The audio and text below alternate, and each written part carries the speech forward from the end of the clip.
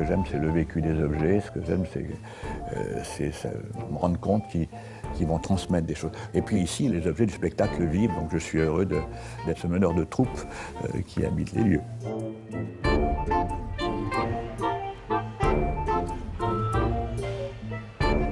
Dans l'art forain, il y a vraiment de tout. On travaille les sujets de manège, les plafonds de manège, les tissus, les théâtres forains, les marionnettes, tout ce qui était présenté en fin 19e dans les foires.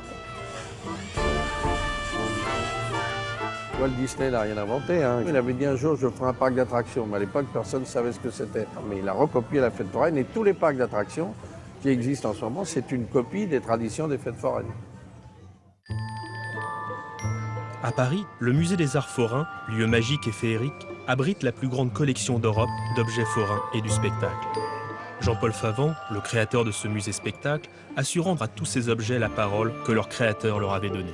Il y a 40 ans de ça, j'ai commencé à réunir des objets acteurs, des objets qui parlent, les mettre en scène, les faire jouer, enfin, utiliser ma troupe pour qu'elle joue. Et j'ai eu cette idée de monter un musée du spectacle. Dans ce lieu qui suscite l'émerveillement de tous, sont réunies toutes les facettes de l'art forain. Il n'y a pas un art forain, mais il y a différentes catégories d'art, puisque un manège est constitué d'éléments en bois, en fer, en toile, donc ça implique différentes muses qui doivent intervenir. Il y a les sculptures monumentales qui correspondaient à nos sculptures des cathédrales. J'appelle ça aussi les cathédrales laïques.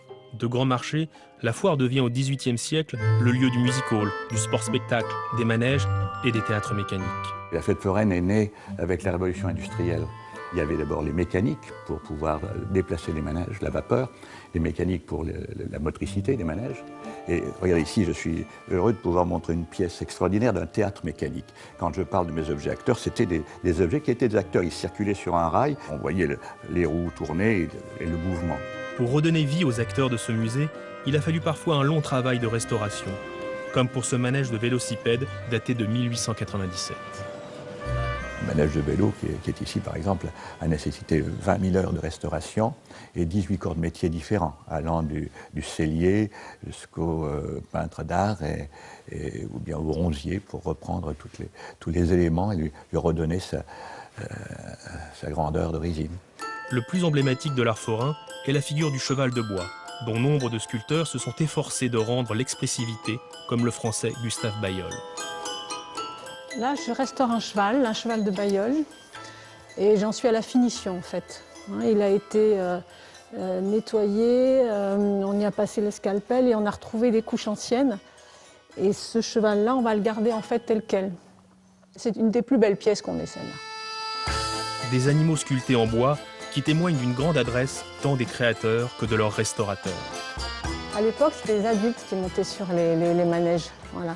C'était une façon de se divertir, de sortir, d'aller guincher. Voilà. Mais les enfants, non, ils ne montaient pas. Depuis 1605, les forains n'ont cessé de faire tourbillonner leurs manèges. D'aspect différent, la tradition de la fête foraine se maintient à Paris, comme ici avec la fête à Neuneu, instaurée sous Napoléon Ier en 1815. L'inventeur du manège, c'est assez extraordinaire. L'idée du manège, c'est Henri IV qui se trouvait dans son château des Tuileries. Il avait ses écuyers qui s'embêtaient. Il a demandé à un genre d'architecte, qu'est-ce qu'on peut faire? Je voudrais que mes écuyers s'amusent. Ils ont fait des chevaux de bois grandeur nature, avec des poulies.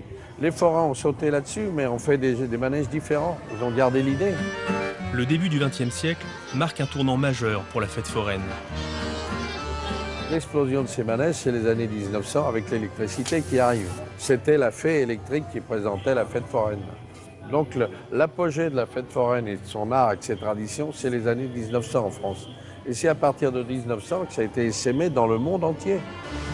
Depuis, les manèges continuent d'évoluer, mais l'esprit forain demeure.